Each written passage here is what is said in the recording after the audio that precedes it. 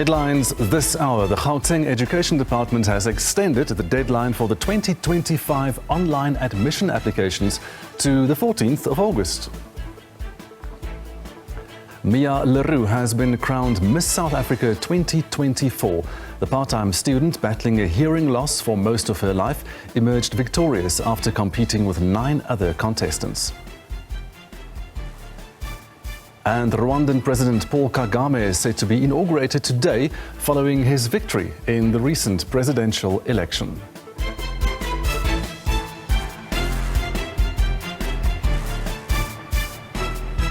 Welcome to The Week Ahead, live from Johannesburg on the SABC News channel. I'm Gustav Freiling. Good afternoon. If you would like to participate during the next 2 hours, don't hesitate to give us a call to share your comment or ask a question. The number is 011 714 0680, 0681 or 0682. Thank you for being with us on your Sunday afternoon.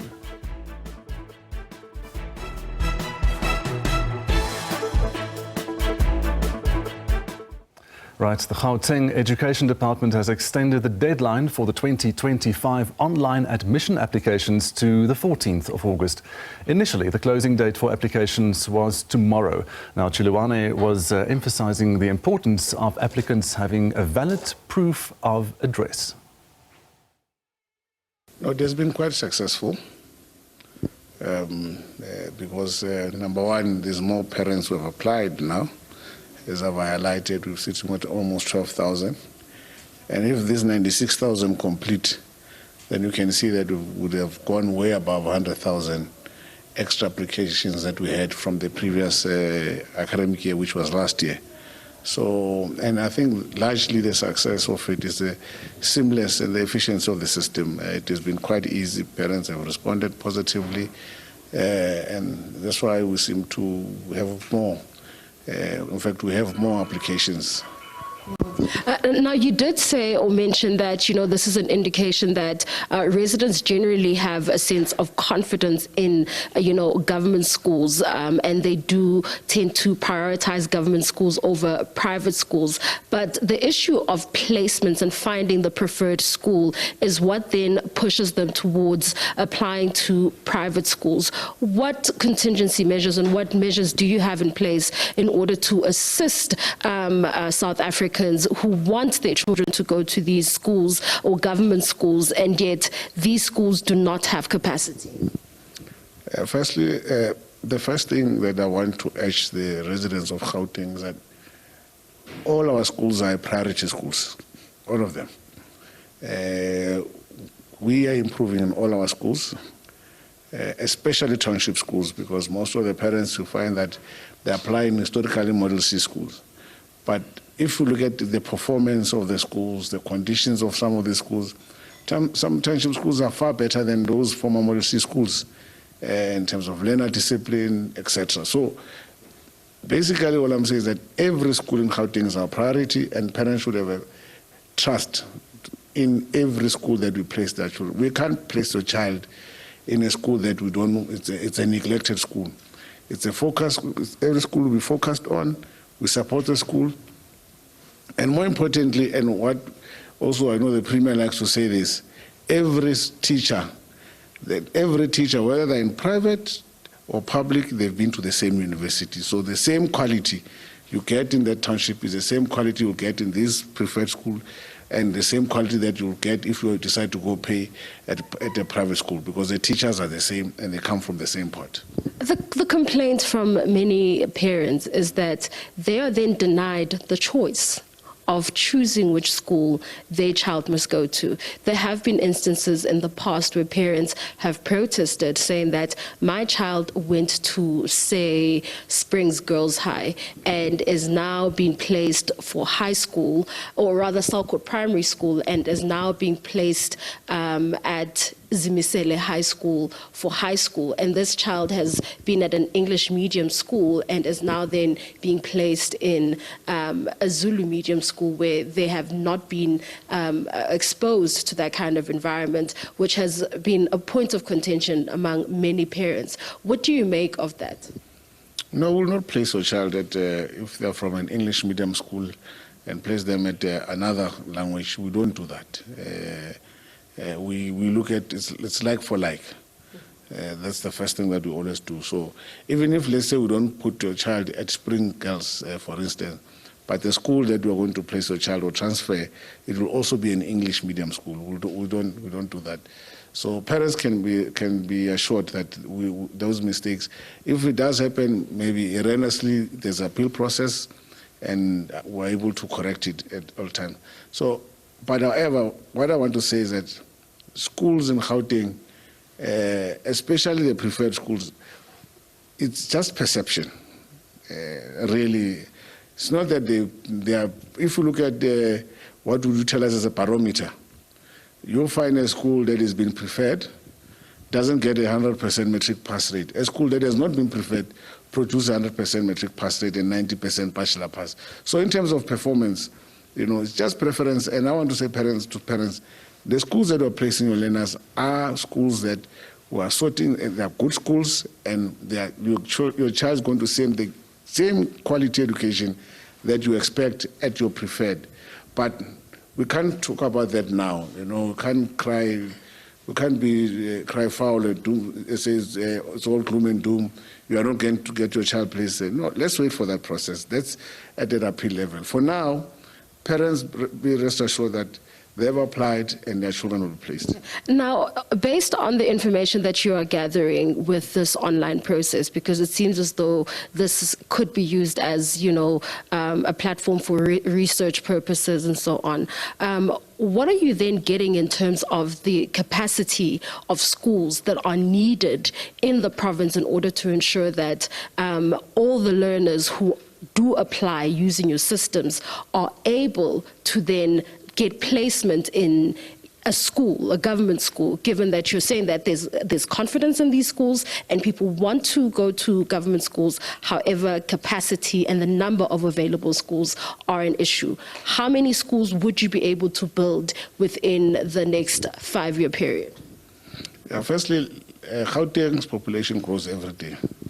Research has showed us that at a minimum, you get 500 to 1,000 people coming into Gauteng every day rather, and those numbers ultimately are putting pressure on the system because they bring their families. So in the next 5 years, we are targeting 100 schools that we'll be building.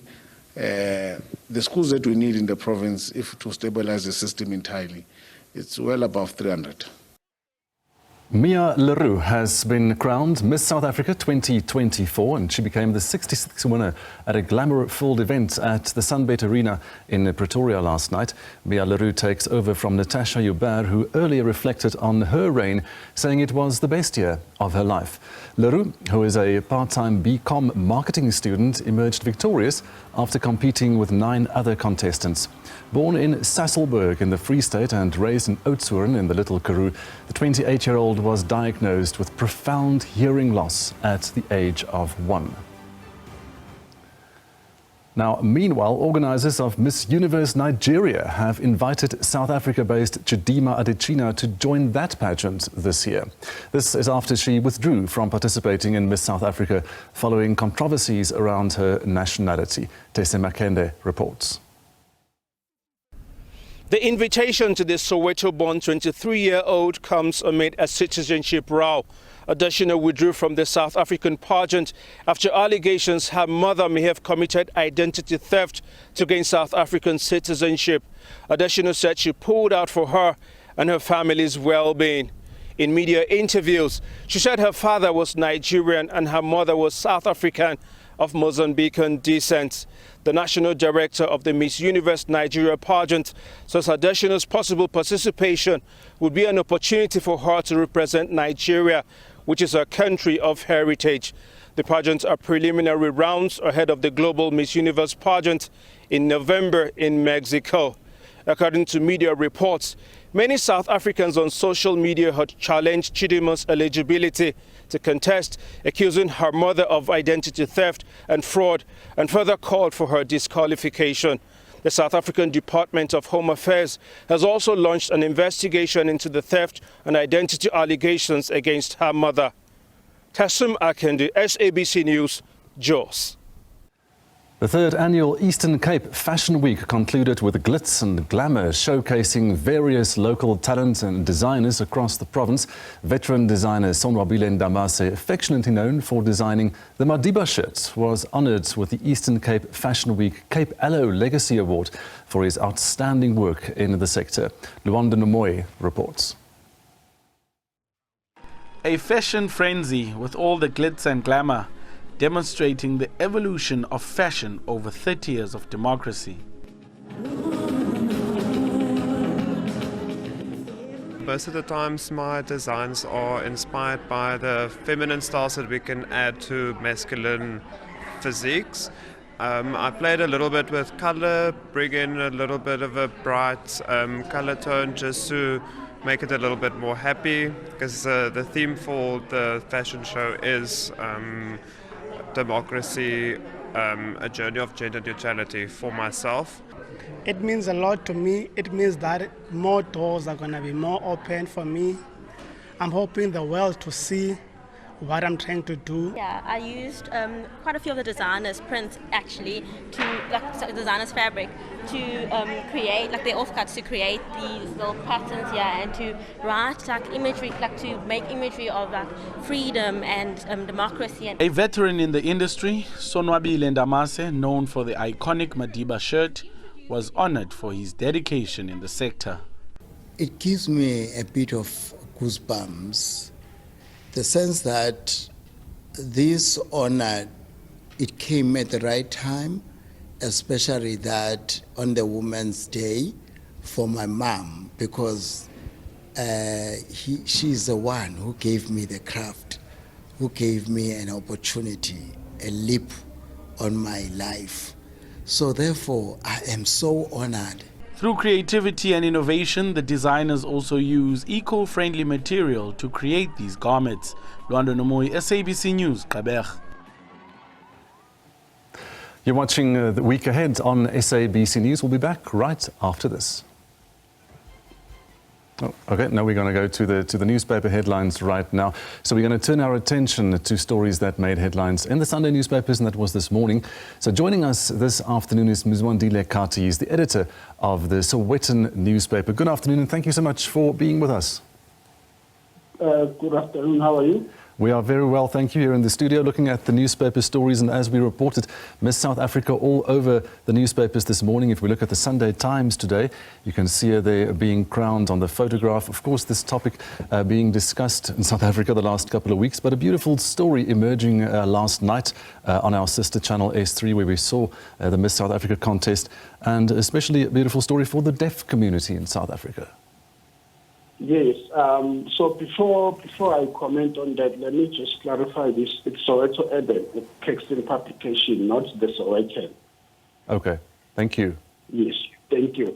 So, yes, Miss Mia Leroux account as Miss South Africa. It's after a whole month or a few weeks of drama with all the questions of representation being raised by South Africans in social media. I think what happened last night also speaks to that, like you said, to the deaf community as well, because I think it's the first time we have a Miss South Africa who is differently abled. That's what they call it, at Miss South Africa. So I think it's a good thing moving forward, because now we have this group of people being represented.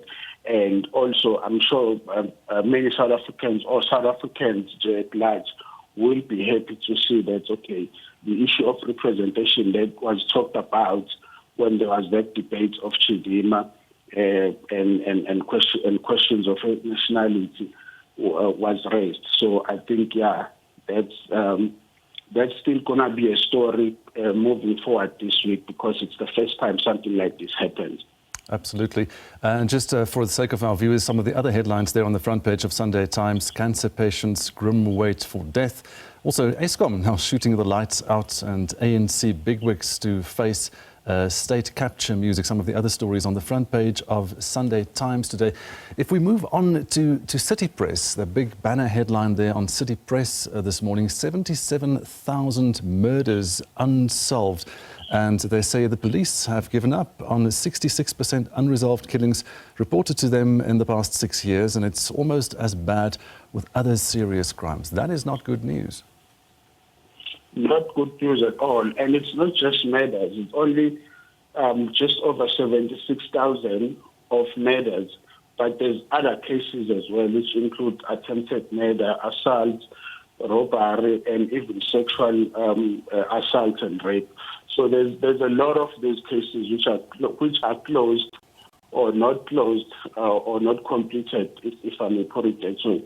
And there's a lot of reasons which have been highlighted by the SAPS or the Ministry of Police when it comes to those. There's issues of lack of resources or shortage of resources, and also we've seen, and I know the SAPS has reported on this before, of police officers, experienced police officers leaving the force or the service and going to the private sector. That has also affected a lot of cases or the workings of the SAPS because it leads to lack of experience or shortage of resources and all those things. So, and political parties have also raised questions when it comes to this. And I know that DA has issued a statement saying that it will write to the Portfolio Committee on Police to seek clarity on this matter. It's a serious issue, and it's concerning, considering that crime statistics, every time they issue those numbers, there's always a rise in murders and all those things. And maybe, just maybe, these are some of the issues that are leading to these high crime rates, because now if you look at lack of resources, like they are saying, you can't complete cases if the manpower is not enough. So I don't know how it will go, but like I said, political parties like the DA are saying they will write to Parliamentary Portfolio Committee on Police to seek answers. So I don't know how it will go, but we have a new minister now, Minister Senzo Mkhulu. Maybe there will be new strategies under the government of national unity. I don't know. It remains to be seen. Remains to be seen, absolutely, and an important story on City Press front page today. The next newspaper we have is from KZN. It's the Sunday Tribune. If you're in that area, you can read the stories. Of course, ANC spies have infiltrated the MK party is their front page story. Also an interesting picture of a bull here. Boran bull fetches a record 8 million rand in an auction, and it's a win for Zimbabwe farming. But let's move on in this area again, where you were able to read this on the front page of Sunday World today.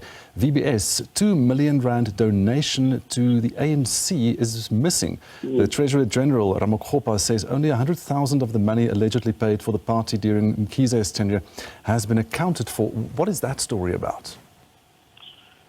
It's one of those big stories that involve BBS. I remember the bank that collapsed because of the corruption and all those things. But what is interesting is that last week, after the NEC of the ANC, the Secretary General, Mr. Mbalula, spoke about the ANC or their involvement or making sure that the VPS bank is restored, and then all the monies that are owed to the bank are paid back. But also, the Treasurer General is saying it's actually not 2 million. It was only 100,000 according to their records. What happened to the rest of the money that makes up 2 million? No one knows. There haven't been any answers regarding those, and I hope there will be an investigation to find out, was it 2 million or was it just 100,000? If it was 2 million, where is the rest of the money? Because according to the records of the ANC, said by the Treasurer General, they only received 100,000 in donations. So it's one of those big stories that keeps on popping up. And it doesn't only involve the ANC. Other political parties also have, their names have also been mentioned when it comes to donations and monies that were siphoned from VBS Bank. And I think it's going to be interesting as well to see how it goes, because I don't think anyone would want to just be prosecuted. They always try to fight back and do all these things to avoid prosecution when it comes to this story.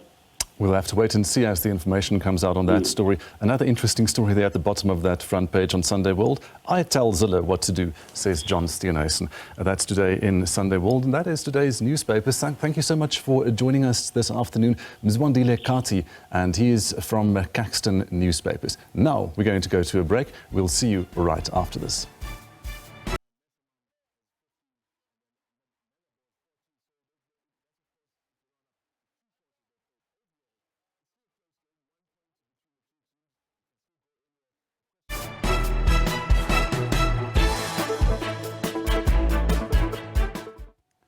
Welcome back. The bail hearing of two men accused of manufacturing and dealing in drugs has been postponed by the Groblersdal Magistrates Court in Limpopo to this coming Tuesday for further evidence. Now, the accused, Frederick Botha and Simpiwe Khumalo, were arrested during an illegal drug manufacturing laboratory bust in the town 3 weeks ago.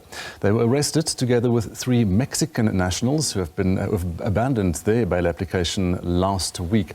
Now, the 5 men were arrested following an extensive investigation by members of the Hawks. The laboratory, believed to be the largest in the country, was dismantled during the bust. Now, following arguments by the state and the lawyers of the accused, the court then ordered a postponement to give the investigating officers more time to obtain and furnish it with photos taken at the laboratory. Now, the court believes the photos are an essential component of the bail hearing. Right, for more on this, we are now joined by Mashudu Malabizange, who is the Limpopo National Prosecuting Authority spokesperson. Good afternoon, and thank you so much for being with us. Good afternoon, Gustav. Thank you for having me and the viewers at home. Can you briefly refresh our memories on exactly what transpired at that place? Who has been arrested? Yes, some 3 weeks ago, there were 5 accused persons who were being arrested in Groblersdal. The 3 are coming from Mexico, and the 2 accused persons are South African citizens. The Mexican is Jorge Partida, Lopez Alexander, Roloff Botha is the South African, and Khumalo Melvin, South African, and Ruben Vidan, Mexican. Right. Take us through what they have been charged with. The charges against them include manufacturing and dealing with drugs, contravening the Illegal Immigration Act, and money laundering. Okay, so we do understand that this is now an ongoing case and that they are expected to appear in the court later this week. What can we expect at that court appearance? Yes, they have to be in court on the 13th of August 2024 for further bail hearing. Last week, the presiding officer, Mr. Mashele, ordered the state witness to submit photo album depicting the scene. So we're expecting the IO to come with that album so that the court will be able to view the scene. Yes, so they're able to see those photographs. So the Limpopo police authorities note that this Sekhukhune area has become a hotspot for illegal drug operations. Can you touch on the necessary measures needed then to combat this? Yes, the intelligence have got a lot of work to do, because if you can see the farm of Tabamunat, it's very big.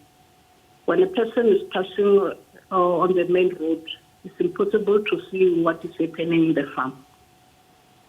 So they have to come with a strategy in order to conquer this. Yes, we also know what is happening in all those places in the rural areas. Thank you so much for joining us here this afternoon. Mashudu Malabizange is the Limpopo NPA spokesperson. This is the week ahead here on the SABC News Channel, and we will be back right after this.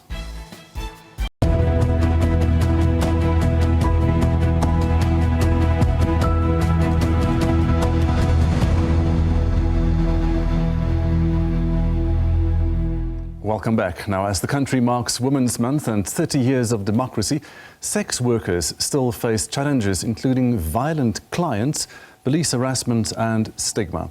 Over the years, there have been many calls for sex work to be decriminalised to afford sex workers better protection. Now, in November 2022, Cabinet approved the publishing of the Criminal Law, Sexual Offences and Related Matters Amendment Bill for public comment, but the bill has since been delayed. Big cities are a hope to many who are in pursuit of education, work, and a better life. However, for this pair, things did not turn out how they expected. They ended up on the streets as sex workers. Growing up, Asanda was a young girl with dreams like any other, but being raised by a ritualist father and then an abusive mother led her to the streets. I dropped out of school at grade 11 because ever since my father did that to my brother and my mother chose to run away with us, my mother used to abuse me. There was a time one day she gave me a SASA card to go and withdraw the money. Me, I knew that she was going to send me. You know what I did? I took a school bag, I put some of my clothes. I put it at the back of the yard because I was tired of the abuse. Every time when she used to tell me that I'm a useless child, I will never close her eyes. You know when someone's saying you'll never close her eyes, you're saying what? She's saying that you'll never do anything for me, you'll never build for me. You see those words, they're still killing me even today. For Tadiwa Nasha, being in an abusive relationship pushed her between a rock and a hard place, although she tried to make ends meet. I started doing sex work in 2019. The reason why I started is I was married before and I have 2 kids. So my husband used to abuse me a lot. I didn't have peace in that marriage. And I had a friend of mine who was doing sex work. So throughout the years, she used to tell me that, why don't you leave that husband of yours and start the job that I'm doing? Because she was making money and she was tired of hearing my stories every time. But I was not happy. I didn't want to be a sex worker. I wanted to do something better for myself. But then the pressure kept going. My husband kept on abusing me until I left. I didn't have any money. I was not able to feed my kids. And I also have my grandparents. And I can say I'm the breadwinner to my grandparents. So I ended up coming to Witbank. That is when I started sex work. With all the dangers that come with sex work, Asanda has managed to make a living for herself and her family. I don't regret selling my body, I don't want to lie. I'm far with life. I started to build a house for my mom on 2019 and then I finished it on 2020. 2022, I buy my own house. I'm not proud to be a sex worker, but now I'm proud because I have things that I didn't have. My family, they are happy. There's a big change from the shack to the houses. Meanwhile, Tadwanashe says if anyone can throw a rope of hope, she will exit the business. I have gone home 2 times, told myself that I'm never coming back here. I'm ready to start my business. And then everything went down. So now I'm still trying. I don't even want to it to be in 3 years. I wish if I could get funding right now, to start this business that I want to start. Yes, I do get money, but I have a lot of responsibilities. I have siblings, my kids are still going to school. I have my grandparents, now I have to send money home. I had to send money home before I came here. So I have too many responsibilities, but if I could just get money, if I could get funding right now, this minute, coming out from this studio, I was gonna go home and leave this because honestly, this is not a good job to do. I've lost respect for myself. I don't even respect myself the way I used to, and I don't expect other people to respect me. A Limpopo-based Gender-Based Violence, a non-profit organization that helps women exit the business. The IRS Restoration Center says decriminalization of sex work is not an option. They fear that legalization of trade will open doors to exploitation, kidnapping, and human trafficking. As much as our mandate is to help them exit, we help them while they are in the business. But those that want to exit, we have a shelter here in Seshego, because some will say, "Sis, I want to exit, but I can't go back home," because they don't even know that I'm in this business. Or, I don't have money for rent. I have to pay rent. Where am I going to stay? Then we say, come and stay for free in our shelter in Seshego. Then when you are there, we allow you to stay not less than 6 months so that we can take you through the whole process, because some have been in prosecution for years. While we are staying there with different programs, skills development, if we teach them to sew, actually we have diverse, those that are staying at the shelter, we train them in everything.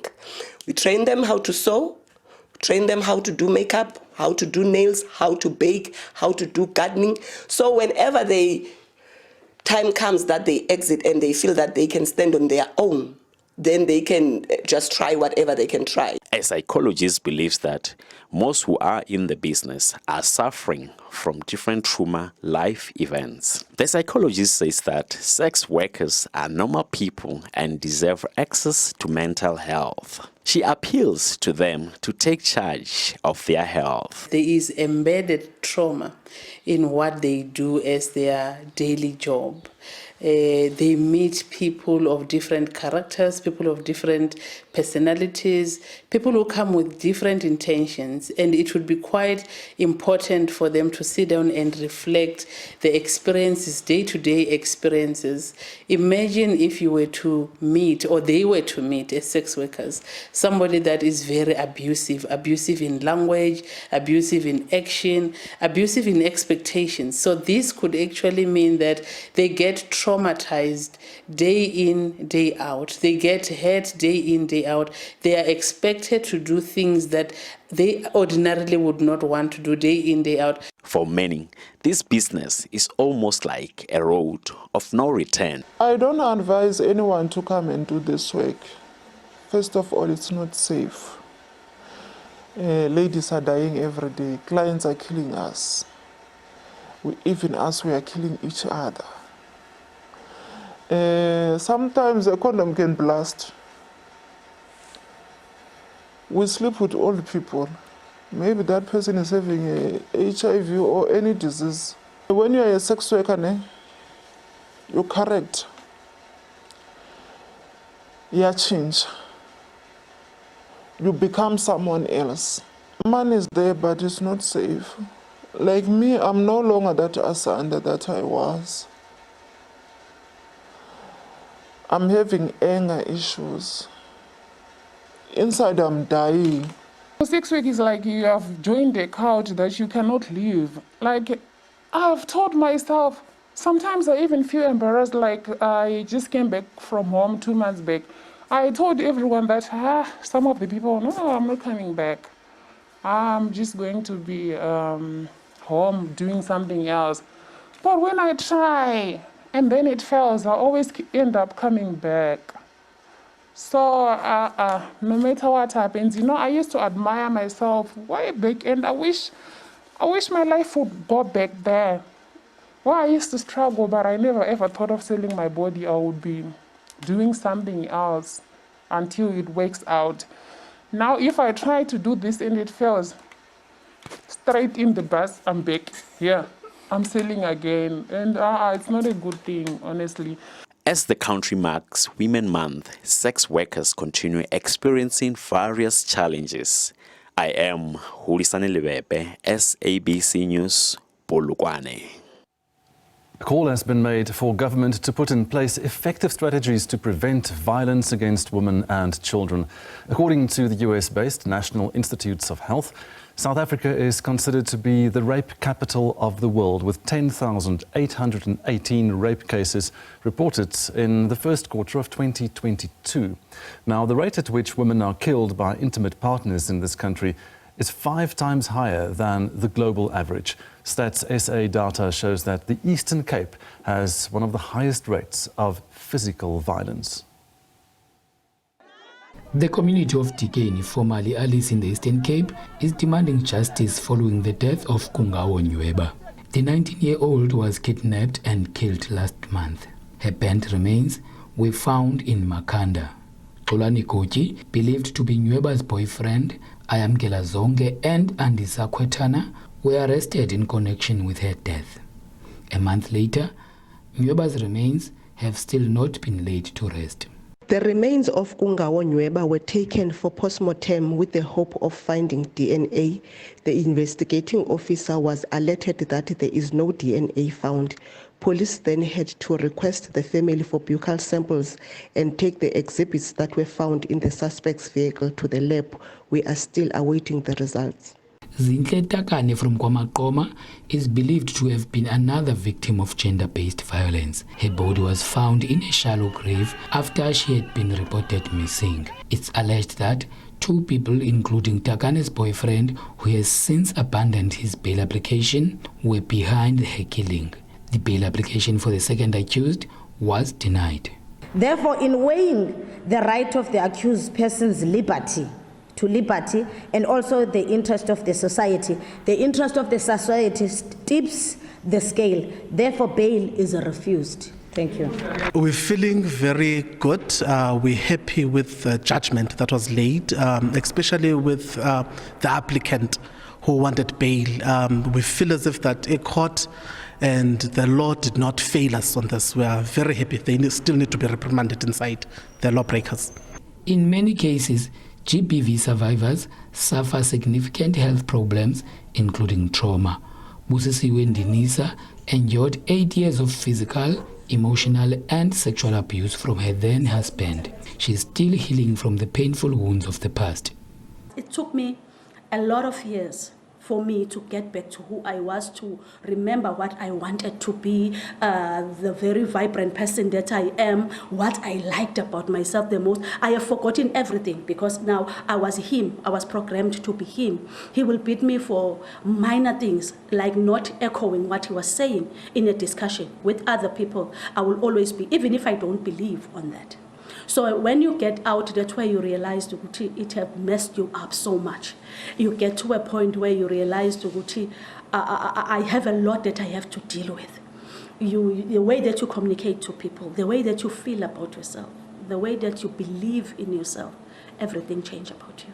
A call has been made for government and society to come up with tangible preventative strategies to curb the scourge of gender-based violence. We do need consistent programs which the state runs, because only the state has the reach of the entire country to address harmful norms, what is called unhealthy masculinities, that lead to gender-based violence, and the change in attitudes and behaviors. Until we mainstream our prevention programs through all of the government departments and through all of the institutions in the country, we are not going to see a change. And that takes a political will, not just from the president, where we do have it, but from every single minister and from every department as well. Traditional leadership institutions have been urged to also play an active role to fight gender-based violence. Lubabalo Data, SABC News, Eastern Cape. A study by the Stellenbosch Business School says prioritizing and addressing women's health issues could see an increase in the global GDP to around $1 trillion by 2040. Now, in addition, having women in the workforce is not only good for the economy, but boosts their own ability to support themselves and their families independently. As we continue to commemorate Women's Month, we look at the impact women have on the global economy. The 2024 Women's Report by the Stellenbosch Business School reveals that women spend 25% more of their working lives dealing with health challenges than men. And more than half of the female health burden occurs during their working age years. The 2024 Women's Report highlights an often overlooked but crucial aspect of workplace dynamics: the health challenges unique to women and the impact they have on economic growth. Now, as a mental health practitioner and advocate for women's well-being, I wholeheartedly agree with the report's findings that addressing the health gap can significantly boost productivity and contribute to economic growth. It's also reported that women are experiencing higher stress levels than before, and there are also rising concerns about their mental health. Added to this, studies show that more than a quarter of women experience health challenges due to fertility, menstruation or menopause. And 40% report that they work through pain related to these conditions rather than take time off. This is out of fear that disclosing their health challenges will negatively impact their careers. This year's Deloitte Women at Work report definitely validates what I'm hearing from my clients on a regular basis.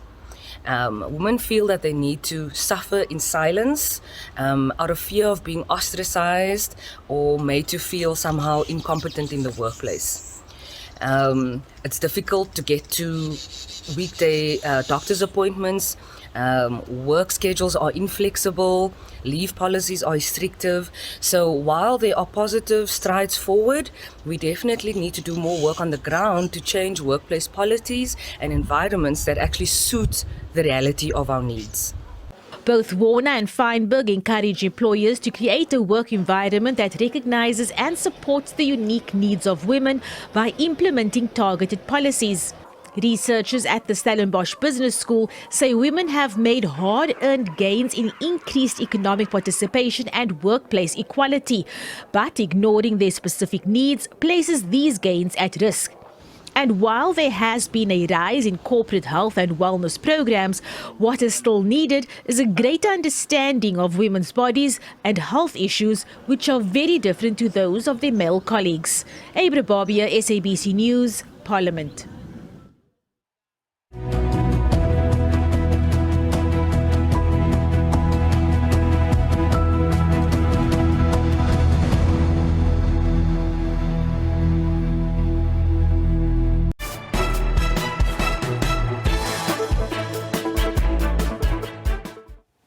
Welcome back. Now, the changing media landscape in Africa has forced journalists to adapt to the immediate threat that digital media has brought to news gathering and reporting. With the advent of the fourth industrial revolution, more and more people are consuming their media online, whether on TikTok, Instagram, X or any other social media platform. Traditionally, curated news media is shrinking, but modern journalists are stepping up their game by using mobile journalism to tell the story. With a rapidly evolving country like ours, the domination of social media and content creation has all but crippled the traditional methods of news distribution. Media houses are ditching the old pen and paper publication of newspapers and moving digital. This as recent stats show that 80% of households in South Africa have access to internet.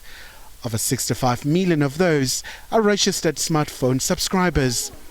It begs the question of how do journalists adapt to the changing nature of social media and tell the people's stories using mobile journalism to reach the audiences that have shifted their news consumption trends from the traditional to online. We begin our journey in the lush coastal town of Kenya, Mombasa, where we attended a summit on climate change leading up to the COP29 climate talks in the Eurasian country of Azerbaijan in Baku in November this year. This beautiful stretch of coastal land under threats by growing climate change phenomenon and the desperate need to keep global temperatures to 1.5 degrees Celsius. The international community sounded the alarm of the catastrophic impact global warming is having across the globe, a hot topic that's expected to dominate at the upcoming COP29. The most important issue on the road to Baku is climate finance and the agreement around the new finance goal that we expect all countries to agree upon. And it's a goal that we try to get monies in the trillions that is required to facilitate the transition that is required towards low emissions and climate resilience. The banning of fossil fuels such as coal, wood, charcoal, paraffin and gas, cutting down of forests have led to huge amount of greenhouse gas emissions in the air. But how does this impact ordinary South Africans? There are increasing floods and droughts. KwaZulu-Natal, Eastern Cape and large parts of the Western Cape have seen a battering due to changed weather pattern that have led to increased rains that have resulted to flooding that's left thousands of families affected. For Africa, though, the issue of adaptation and how to be financed will take center stage. Well, adaptation is extremely important for the continent, and we've been saying this, our heads of state have been saying this for years, that adaptation is our priority because climate change affects all our climate sensitive sectors like agriculture, water. As you know, for example, in South Africa, I can name the water shortage situation, the water crisis we had in Cape Town. We've been able to prove that it was because climate change had a factor to play. So adaptation is an important element because impacts on climate change are affecting our economies, they're affecting our agricultural production, they're affecting our water systems, they're affecting all these sectors. One of the biggest criticism has been that African stories on the impact of climate change have been told through a foreign lens. But many media houses simply don't have the luxury to spend shrinking resources on more niche stories such as climate change. Media experts say this is a space where mobile journalism or Mojo can thrive. Equipped with a smartphone, data, good quality camera and a microphone and a tripod, news telling platform for journalists has been opened. Our continent is being ravaged by extreme weather events, largely caused by the pollution from the wealthy minority. We're on the front lines of climate change, suffering fast and worst the impact of climate change that we didn't contribute to. And we don't even have an African climate narrative that speaks to African needs and priorities. What we've tried to do over these last 2 days is help tell an African climate story that actually speaks to African needs. For most reporters in the news space, it's now become a case of adapt or get left behind the global digital revolution and equip themselves with the tools needed to integrate Mojo into their daily reporting routines. For SABC News, I'm Kylie Kumalo. Thank you for watching The Week Ahead. We will see you again at the top of the hour.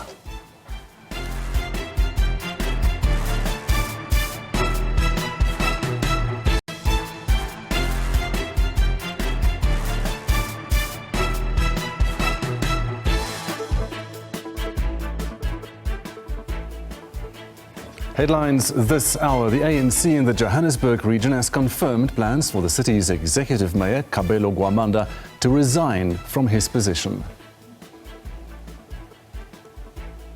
Some political analysts say the MK party is bound to operate differently from established parties in the absence of democratically elected structures. And a Kimberley business owner has opened his doors to create a platform for emerging women-owned enterprises.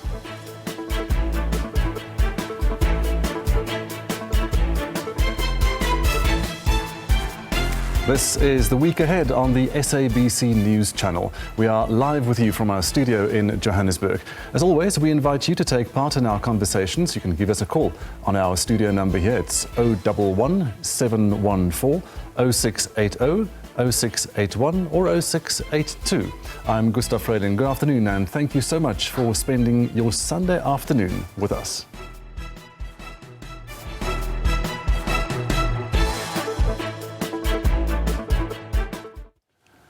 Right, some political analysts say the MK party is bound to operate differently from established parties in the absence of democratically elected structures. This, as perceived instability in the less than 1 year old party continues to dominate the headlines.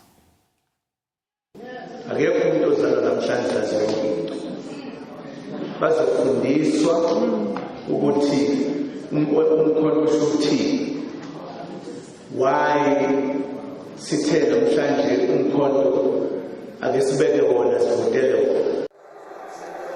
On the 16th of December 2023, former President Jacob Zuma introduced what he believed to be a viable alternative to South Africans ahead of what would be the most hotly contested general elections since the dawn of democracy. Despite the party's rise to the third biggest political party in the country, its journey has been marred by events that could threaten its survival and stability. The said journey has seen it in and out of the courts. First was the highly publicized fallout and expulsion of Jabulani Khumalo, who founded the party, and the reported double-axing of its Secretary-General, Arthur Zwane. And now at least 18 of its MPs in the National Assembly have been replaced, barely 6 months after they were sworn in. A move the party has played down as something that these members were well aware of. There mustn't be a misconception that, we are not stable or whatever the case may be. No, we've taken this issue of the list very seriously. The members and the comrades who were sworn in, it was communicated to them. They did receive letters. It cannot be something of some sort of an epiphany that we just decide, to just remove people. That's not true. That's a wrong perception to leave. Political analyst Levi Ndo says that this kind of a centralized decision-making should be expected in a party that is currently operating with interim structures. It should not be surprising that there is constant change of personnel in the MK party. It is so because we should not expect them to operate like other political parties. They are a party that is still building up. They are a party that does not have established constitutional structures. And that is why decisions that are taken would mostly surprise many people. However, what impact will this perceived instability within the MK party have on the new party and its relationship with the electorate? Ndo cautions that these kinds of decisions have the potential to create instability in the newly formed political party and could threaten its survival by discouraging citizens from joining or supporting the party. An ordinary voter of the MK party might start to think twice about voting for this party. The actions that are being taken by the leadership of the MK party has a potential to discourage a voter to vote for this party.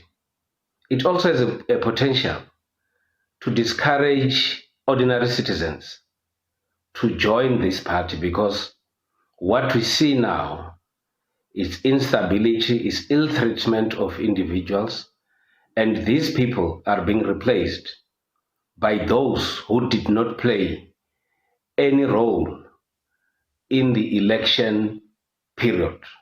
To date, the MK political party is yet to indicate when it will go to its elective conference to elect its permanent structures. Kani Mapanga, SABC News, Johannesburg. Right, a developing story in Africa this afternoon. Thousands of people have filled a stadium in the Rwandan capital, Kigali, where Paul Kagame is to be sworn in as the president for a fourth term. He won last month's election with over 99% of the vote, but faced no meaningful opposition. Several leading figures were barred from standing. Many African leaders are expected to attend the ceremony. Paul Kagame will take the oath of office at the refurbished 40,000-seater Amahoro Stadium, marking the start of a new 5-year term. And this fresh date extends his 24 years in power, with the 2015 constitutional amendment allowing Kagame to potentially stay in office until 2034. He's credited with bringing stability and transforming Rwanda since the 1994 genocide. However, Kagame has also faced criticism for ruling in a climate of fear and for allegedly stirring conflict in the neighboring Democratic Republic of Congo. Right, the ANC in the Johannesburg region has confirmed plans for the city's executive mayor, Kabelo Gwamanda, to resign from his position.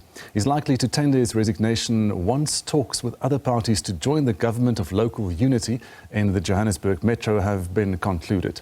Gwamanda was elected as mayor last year with the help of the ANC, EFF and minority parties after the DA's Dr. Mpho lost a no-confidence motion. The city of Johannesburg could soon have a new mayor, but this will depend on talks with other political parties like Action SA. The party with the third largest votes in the metro may join the ANC-led GLU on the condition that an Action SA candidate is given the position of Speaker. This comes after the party recently echoed some civic society organizations' calls for the removal of Mayor Kabelo Gwamanda. It has cited the recent 200 Rand prepaid electricity charge and a lack of service delivery as the foundation for its calls to axe Gwamanda. Councillor Kabelo Gwamanda has failed dismally in his role as the executive mayor.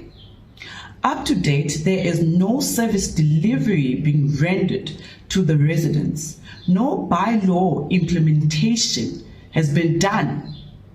We've been very vocal and outright about things that are going wrong during his tenure as Action SA. One would recall when he first took over in office, we all saw the Guest Street explosion in Lillian Ngwe. And when residents were looking up to him for answers, for assurance that nothing of that sort will occur on other parts of the city, he was quiet. While Gwamanda's future hangs in the balance, talks between the ANC and Action SA are at an advanced stage. The ANC now wants the party with the majority of seats to take on the position of mayor. This could see the party's regional chairperson, Dada Morero, ascending from finance MMC to wearing the mayoral chain. The current executive mayor, we have worked well with him as the African National Congress and his party. They are still part of the government of local unity. They are even part of the government of national unity. So, of course, the new mayor will be able to see how best do we give him a particular responsibility to assist us moving forward. So I don't think he will be worse off.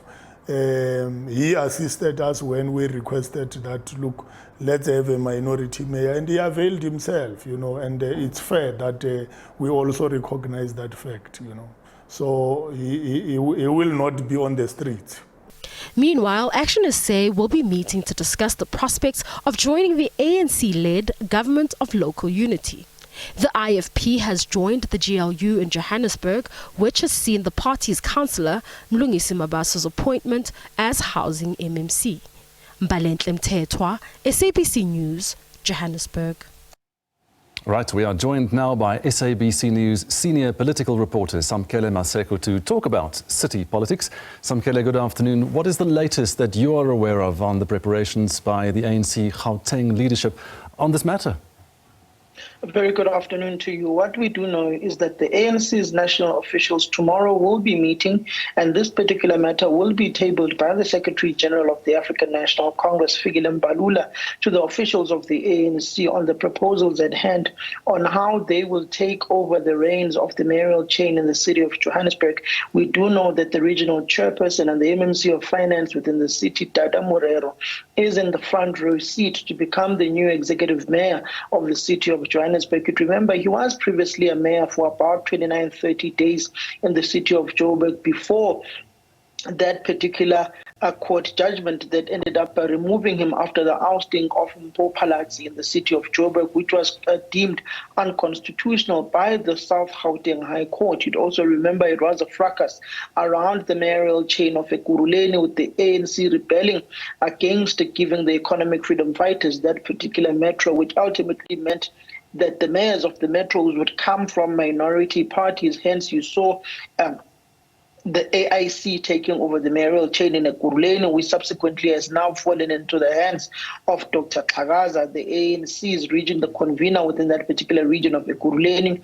Now they are shifting towards Johannesburg. You do know the ANC's NEC resolution and Lekgotla resolutions that they will start cleaning up the metros ahead of the 2026 local government elections within the country, and their first stop would be the city of Johannesburg and ultimately eThekwini Metro. So as it stands, the ANC's national officials will decide tomorrow who becomes the ANC's candidate for executive mayor of the city of Joburg.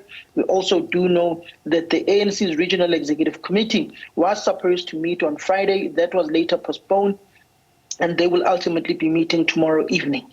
So last week, the Al Jamaa leader, Hanif Hendricks, he stated that Gwamanda would not step down. So does that mean that there's a battle in the offing, a motion of no confidence on the cards, perhaps? If it doesn't ultimately step down, there will be a motion of no confidence, but with deliberations and discussions currently ensuing, they are persuading him, as you've seen in that particular story that you've just played now, the regional secretary of Johannesburg, Sasabona Mangai, basically saying that Kabelo Gwamanda will not be out in the streets. He will be considered for an MMC position. But even if they do walk out, the IFP has come on board to the government of local unity. You've got also the Patriotic Alliance on board. They've also agreed to reduce themselves from 2 MMCs in the city of Joburg to 1 MMC. So ultimately, if Kabelo Gwamanda does not comply with his party, Al Jamaa, he will be booted out in a vote of no confidence. And the government of local unity will still have a lion's share of the vote within council, particularly noting that the IFP has come on board. In the government of local unity, you do see they have an MMC once again now in Mlungisi Mabaso, who's the MMC of human settlements within the city. So the government of local unity is a plethora of political formations, not just a few political parties. You also did see some political parties like that of Herman Mashaba's party. You did also see the Economic Freedom Fighters in that particular council meeting where they approved that particular budget, that particular loan from one of the French entities, and which tells you that there are a number of political parties coming together and working together in the city of Johannesburg. And it is just not the ANC, the EFF, the Patriotic Alliance, and other smaller political formations. You are also seeing your Action SAs coming on board and your EFF supporting this government of local unity, because they also have MMCs within the city of Joburg. One who just comes to mind is the MMC of Community Safety, Mgcini Mchakwe, who is there within the city of Johannesburg as an EFF MMC. Let me put respect to it, as they say, Dr. Mgcini Mchakwe. So that's all the parties that will be part of this government of local unity. But do you have any details at this stage? Do you know any of the details on what their agreement, their coalition agreement then entails? What we do know is that Action SA wants the speaker position in Tshwane. So if they move ahead, remove Kabelo Gwamanda in the city of Joburg, it's either they can take an oppositionary role within the city, get MPAC, or move ahead and also occupy and negotiate to have a speaker position within the city of Johannesburg, as they also want a speaker position in Tshwane.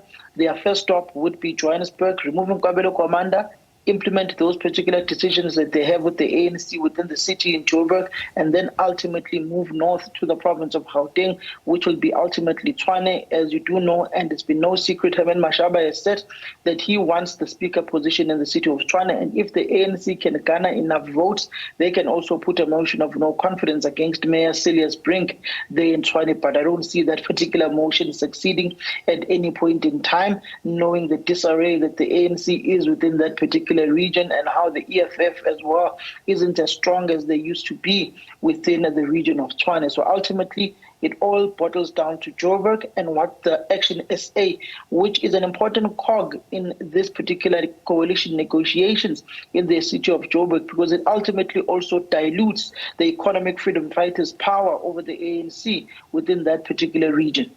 So there are several issues that Johannesburg residents are concerned about, top of which is the contentious electricity surcharge introduced during the December budget review, but also basic service delivery issues like the state of the roads, the public lighting, the water reticulation, to name a few.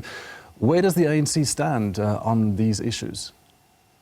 If you look at the city of Joburg, particularly on the water reticulation system that you have in an area like Midrand has reached its water and sanitation reticulation system. It's at full capacity at this point in time. It is sitting at 90%. In fact, I am told by some officials within the city that they are no longer approving any plans of new developments within Midrand, and that will ultimately tell you that the water and sanitation reticulation system has reached full capacity. It is on the brink of reaching its full capacity, and will ultimately mean that the Department of Water and Sanitation within the city of Joburg, that Joburg Water as well, would have to come on board and build new infrastructure, bulk infrastructure within these particular areas of Midrand, Kalami, Waterfall. As you see a lot of developments happening within that particular area, you go to the issue of water. Particularly, you find some areas where in the city of Joburg, where the reservoirs are running dry. Currently, they are running particular maintenance on these reservoirs led by Joburg Water, and it tells you that they are trying to improve the water reticulation system, but on the other hand, it is heavily strained due to the migration and the new developments that are taking place in the vast expansion of this Johannesburg metro municipality. Then you go to the roads infrastructure.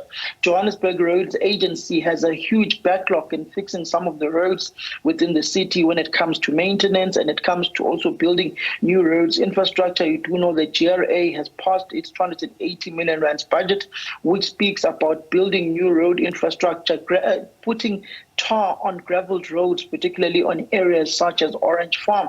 But there is a huge service delivery backlog within the city. There are a number of potholes that are not fixed timeously. For instance, I was driving in one area yesterday here in Joburg, and I found that the sanitation system had burst, and you had sewage and feces running through the streets of some of the areas in Midrand, and that just tells you of what I had just spoken about now, of how the system has essentially packed up in Midrand due to the vast development that is taking place of new dwellings and new complexes within the area, which is putting a strain on the water and sanitation system within Midrand. Hence, you also see in an area like New Road, where they are building a new reservoir there, and that just tells you that as much as there are discrepancies, as much as the pace of service delivery is slow, but some sort of work is trying to be done by the city of Joburg. But unfortunately, they are doing it at a time when they are already under pressure, where residents in the city, in the south, in the west, are sometimes affected by huge water cuts. So what other issues are likely to win or lose the mayoral seat for whomever occupies this position? Is it only service delivery issues like you explained now, roads and lights and so on, or are there also political, social issues?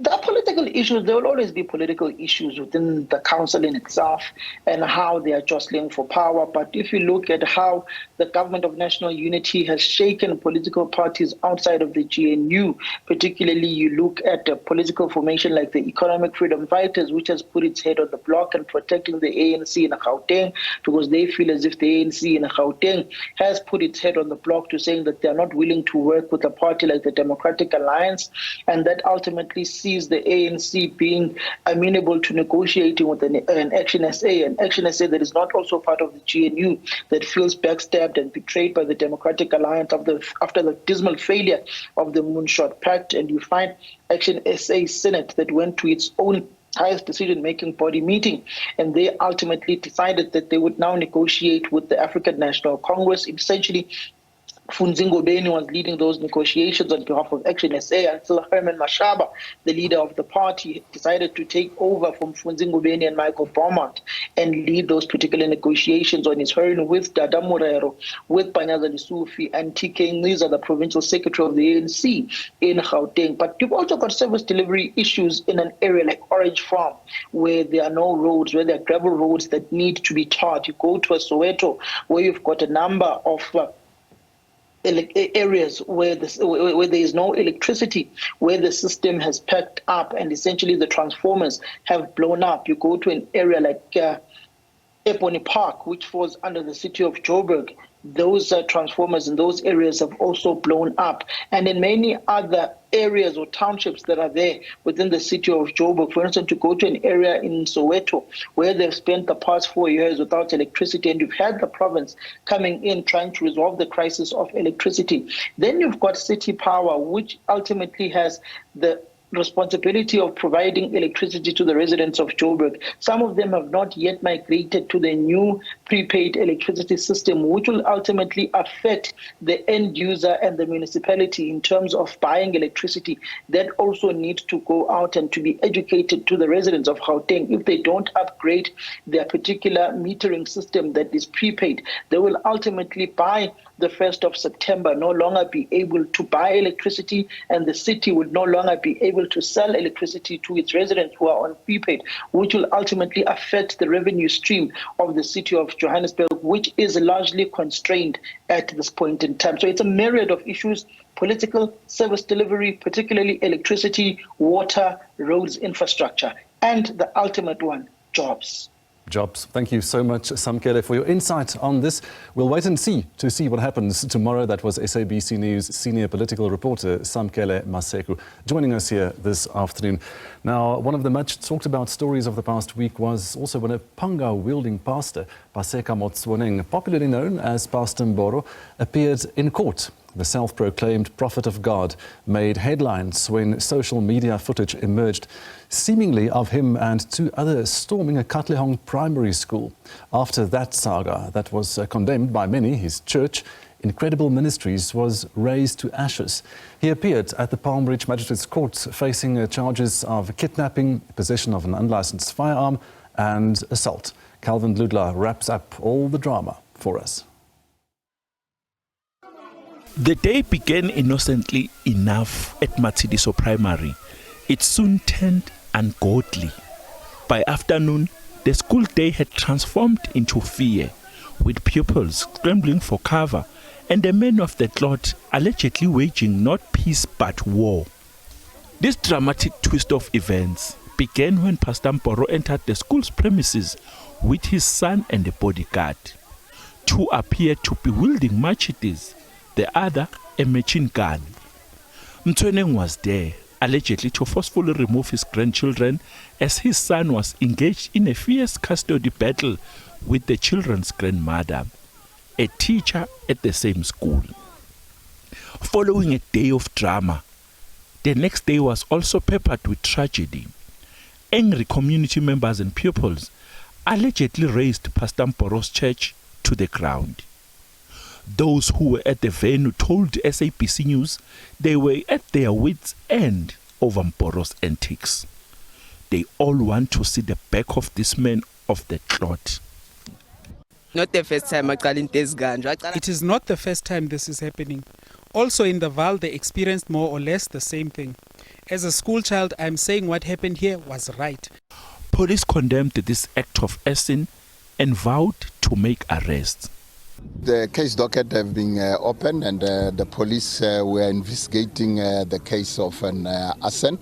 As you know, for the fact that with that previous incident at Matshidiso Primary School, we managed to have people arrested, and that we're in a position to can do that through the involvement of a community. We believe here this crime was committed, or the incident happened, and there are some of the community, those who can share light and will be in a position to can link up with the witnesses. The Palm Ridge Magistrate Court was packed to capacity when Pastor Mboro appeared along with the other co-accused, his son and a bodyguard. They are facing multiple charges. The case was postponed to next Friday for a bail hearing. Thank you. This matter has been remanded until the 16th day of August for bail information. Accused number 1, 2 and 3 in custody. No bail at this particular stage. His lawyer, Advocate Solomon Chibase, told the media that his client was in good spirits. I just wanted to confirm what the magistrate was saying, and then that's all he was telling me. Nothing much, nothing more, nothing less. You know, when you're arrested, obviously you're not going to feel comfortable. The story is far from over. with next week's court case and the details surrounding the actions of an apparently violent preacher likely to emerge. Calvin Lutla, SABC News, Johannesburg.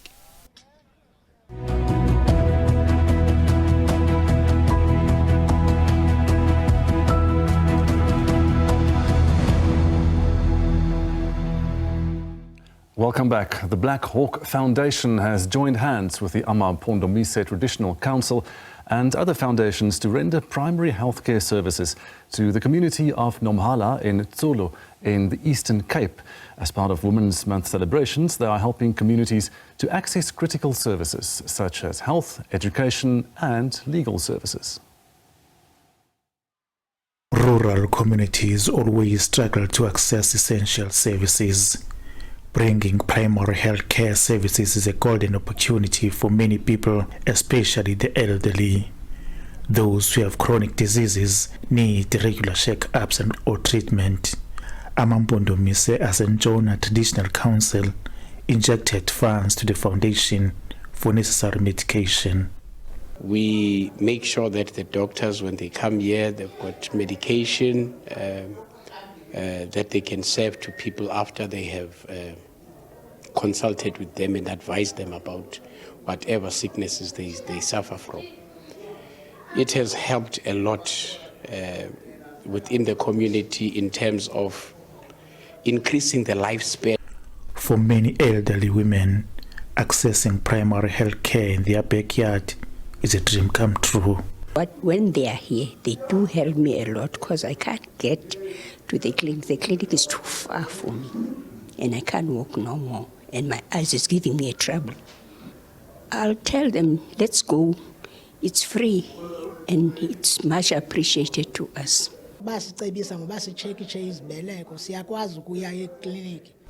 The doctors help us and advise us to do regular checkups to check her cervical cancer, breast cancer and other diseases. We have no problem now because there are always people who are monitoring us in the village. These foundations say helping the needy communities is close to their heart. To have health talks about conditions that affect specifically women, to teach them about things like cervical cancer, to empower them and give them knowledge about how they can approach different medical conditions and screen them for those conditions, and also to empower them through education. The foundation goes straight to the villages where people are really in need. We provide ECD centers with assistance, as well as you can see we've got a mobile clinic here. We assist people that are living in the rural areas that don't really have access to medical. A call has been made for all other stakeholders to join hands and help the needy. A consultation of each and one doctor, is cost about 500 rand. You can just imagine if one, is going to save then the 500 rand, then in doing the consultation, it makes a very big difference because of the money that you was going to use. Then for consultation, that money then to be utilized then for something else, to buy food, send then the kids at school and all of those kind of things. I think it's quite very important. Then I clap my hands, for this initiative. This annual primary health care outreach program has benefited many women and men that had no access to health facilities. Residents have appreciated the foundation for bringing services close to them. Kululeko Nyembezi, SABC News, Kutsolo. A Kimberley business owner has opened his doors to create a platform for emerging women-owned enterprises. The Women in a Business pop-up market is organised to celebrate Women's Month and allow women entrepreneurs to market their businesses and to share their achievements. A lifeline for women-owned businesses in the Northern Cape. From a young grade 11 learner who employs one person and sells hair scrunchies to a candle maker, perfume distributors and those in the beauty industry, the entrepreneurs who came to market their businesses have praised the initiative. It's all about giving them opportunity and to showcase their talent on several things they do. Many of the businesses here were established a few years ago. Some are already creating employment and empowerment opportunities. like the one owned by this high school learner, Rebaone Motswatswa. Mabatu Mbongo's Glamour Bar, which is based in Kuruman, offers skills to young women wanting to start their own businesses. I'm in grade 11. I attend Northern Cape High School. So my business started actually, it was a business idea that I had 2 years ago. My auntie, she sews for me and I pay a wage, a weekly wage. I empower young people by giving them lessons. For the ones that doesn't even have money, I give them for free. Some of the businesses that are part of the pop-up market are also hoping to benefit from an international pageant to be hosted in South Africa in November. The foundation that concluded negotiations to host Miss Teen Universe in the country says local businesses will gain from the pageant held in the Northern Cape, Gauteng, and the Western Cape. Businesses will be able to benefit from this because then they get the opportunity to showcase maybe their talents, their services, and their product, which is very exciting because as women, we have the ability to obviously create change and to break barriers. Despite starting small, these women wish to make it big soon. I hope to have my own warehouse one day where I manufacture candles, reed diffusers and car perfumes and be supplying to businesses. At times I'm not able to keep up with the production because I receive a lot of orders, but I try my best to keep up with the demand. The organizer of the pop-up market says he hopes more women will take advantage of this platform, which they want to host twice a year in the future. Margaret Mutibi, SABC News, Kimberley.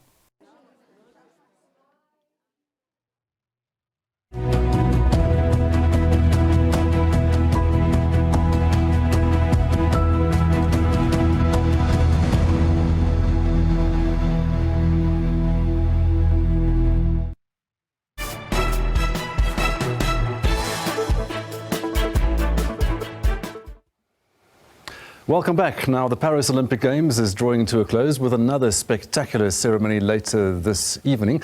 And what a journey it has been, from record-breaking performances to heart-warming moments of triumph. The world's top athletes have given us a show to remember. Joining me now in studio is SABC News senior sports reporter Thando Mkhize, who has been following the action every step of the way. Thando, good afternoon. Thank you so much for being here with us. What is standing out for you from the past 2 weeks? Highlights? The heartbreak of Akani Simbini not winning a medal in the 100-meter final. Then the alternative to that is the men's relay team, the 4x100, getting a very credible silver medal. Again, Johan van Dijk last night surprised me. I wasn't expecting her to medal at all. But if you actually look at the context, she's dominated in Africa. So she was someone worth considering, but I didn't think on the world stage she'd actually perform on that level. Again, so it's a medal that we will always enjoy and celebrate. But all in all, it's been an interesting couple of weeks. Highlights, yeah, those are my two highlights. Lowlights, I still can't get over the fact that Akani was that close to getting a medal, an individual medal. In the 100-meter final, but it is what it is. And tonight, the closing ceremony. What can we expect from this grand finale compared to how it started? Something similar, just not on the grand scale of the opening ceremony, but I'm expecting.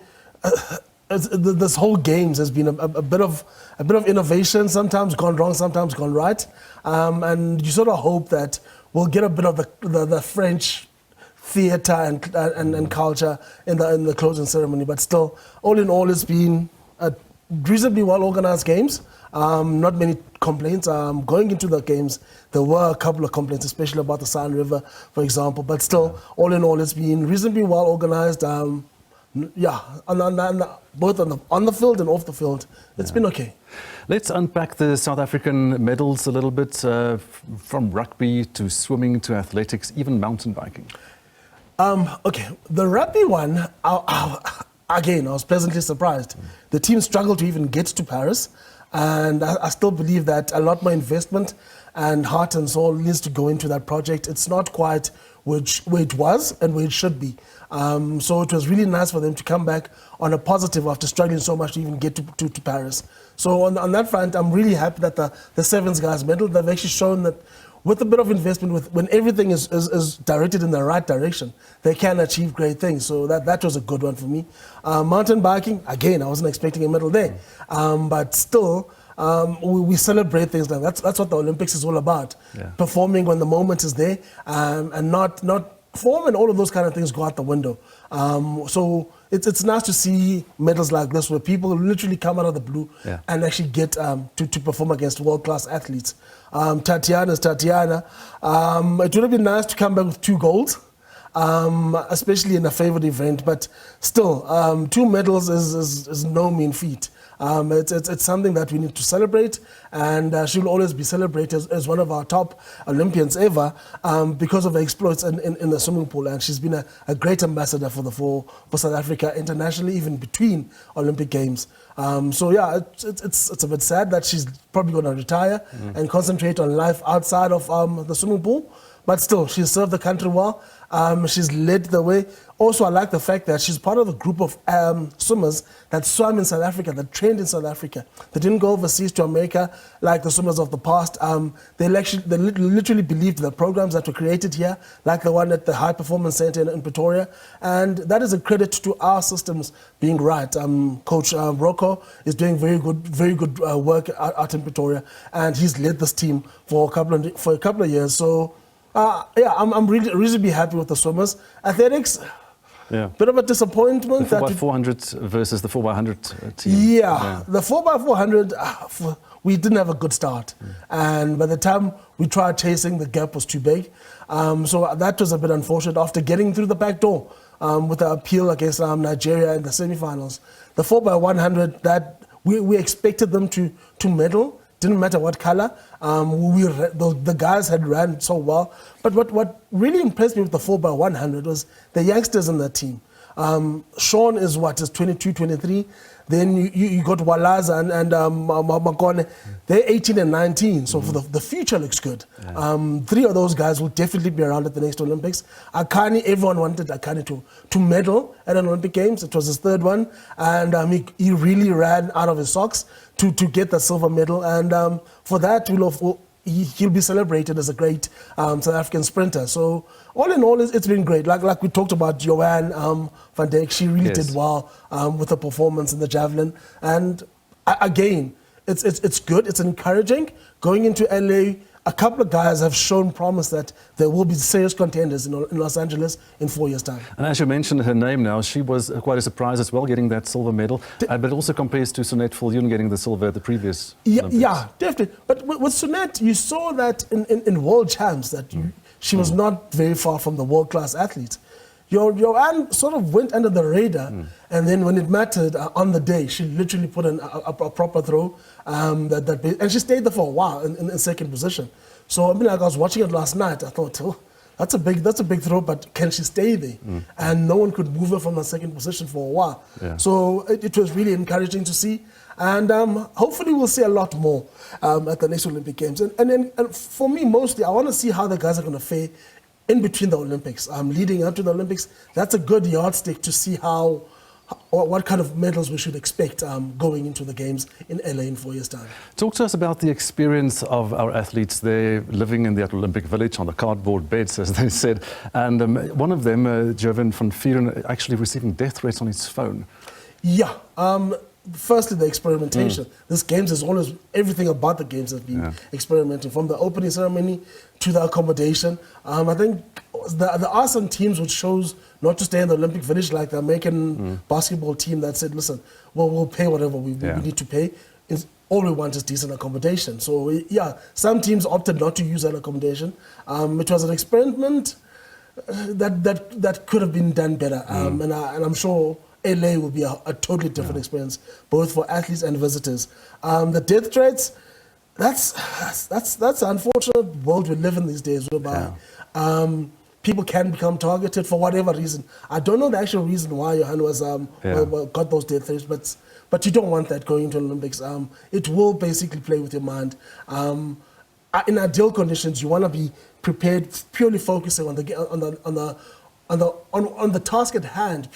When your family is under threat and when you're under threat with your life, yeah, it definitely, it's not good. And this game's taking place in the era of social media now. There's the whole situation with him and the death threats as well. And then he receives that on his phone and it impacts on his performance. Yes. We had lots of viral moments, the opening ceremony, all the controversy around the opening ceremony. We had that French pole vaulter scoring an own goal there. So all of these things having an impact on the athletes. They do, they definitely do. But again, it's been, I was talking to you off air, it's been a weird games because they haven't really blown the lights out in terms of great performance and theatre.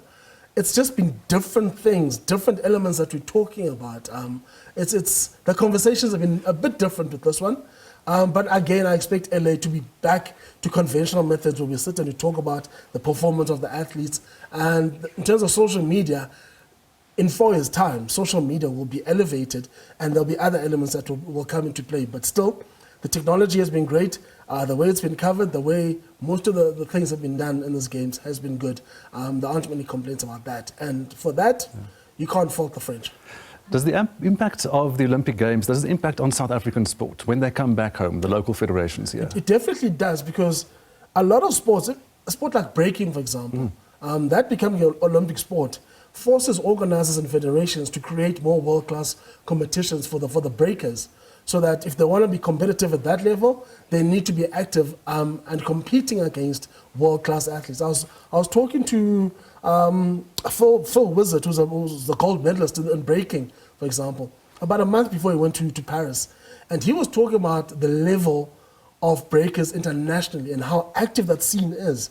We need more breakers involved in those international competitions and being more competing with the best in the world, because when you compete against the best, your level of skill and ability also improves because of who you're competing with in those competitions. So again, I think a lot of federations will be under pressure, whether it's diving, climbing, whatever. They'll be under pressure to basically help enhance the status of the athletes and also give them more competition against world-class athletes around the world if they want to be competitive and want to be recognized in the next Olympics. Exactly, the next Olympics. Let's look ahead. 4 years from now, it's Los Angeles, United States. So it's going to be there. Talk to us about this 4-year cycle. If you want to be able to compete against the best in the world. So basically, it's quite a long journey, because both mentally and in terms of sacrifice, building up towards that 4 years and also peaking at the right time. Sporting programs are very specific in how, in where you are and how you measured and when you're likely to peak. I remember speaking to Tatiana about 2 months before the Olympics, and our guys are not done well at the World Champs. And she said, no, don't worry about that.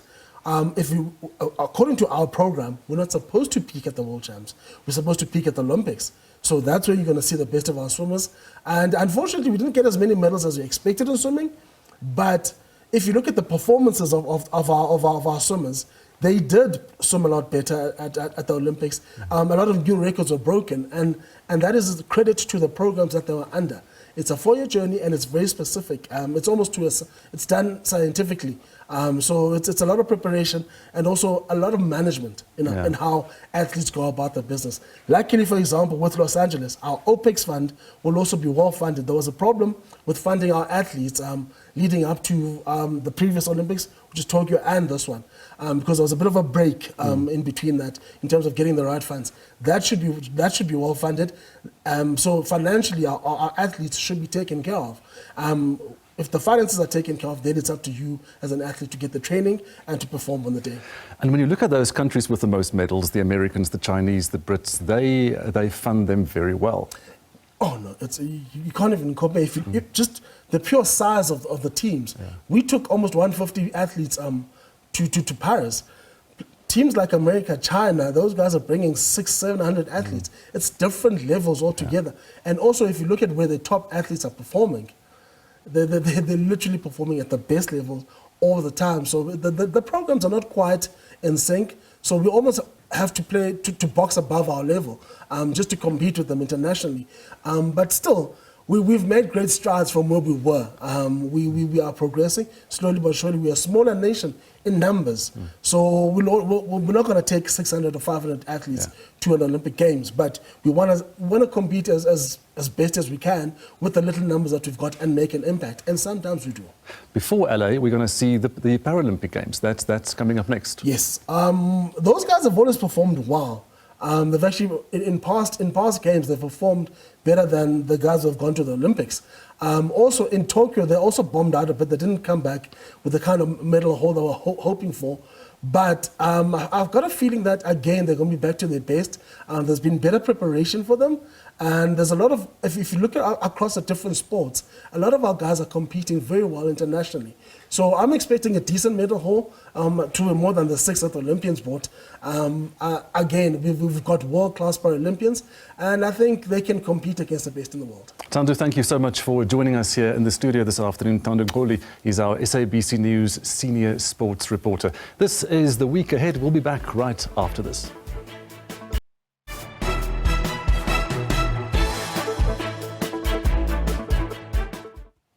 Welcome back. A young emerging farmer from Bloemfontein in the Free State hopes to export her exotic vegetables and fruits and captivate international markets with her unusual produce.